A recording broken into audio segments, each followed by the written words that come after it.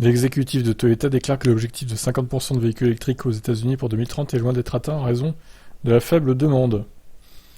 Alors, déjà deux choses, c'est dans 8 ans, donc il y a encore le temps. Et deuxièmement, personne ne veut de vos voitures électriques en fait chez Toyota. Il va falloir se mettre ça dans la tête. Hein. Vous n'êtes pas crédible. Hein.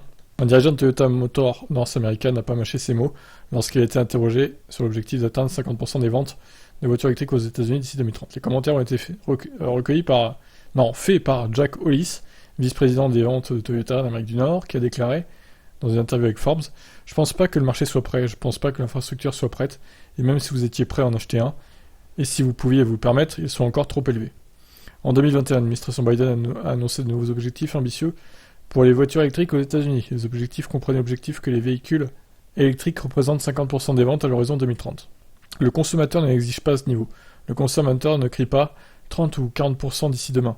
Et lorsque vous commencez à pousser les consommateurs vers des choses pour lesquelles ils ne sont pas prêts, d'autres conséquences se produiront. Bien que ce soit des mots forts, nous devons également considérer où se situe Toyota sur le marché actuel. La société est loin derrière les autres constructeurs automobiles en Amérique du Nord, en termes de lancement de véhicules électriques à batterie. Bien sûr, c'est évident. Merci de les remettre en place dans l'article là, parce que c'est vraiment des guignols, hein, ces gens. C'est particulièrement vrai compte tenu de leur premier véhicule électrique sur le marché, le BZ4X, qui fait face à des problèmes importants, à savoir que les roues peuvent littéralement se détacher du véhicule. Oui, vous avez bien lu. Hein.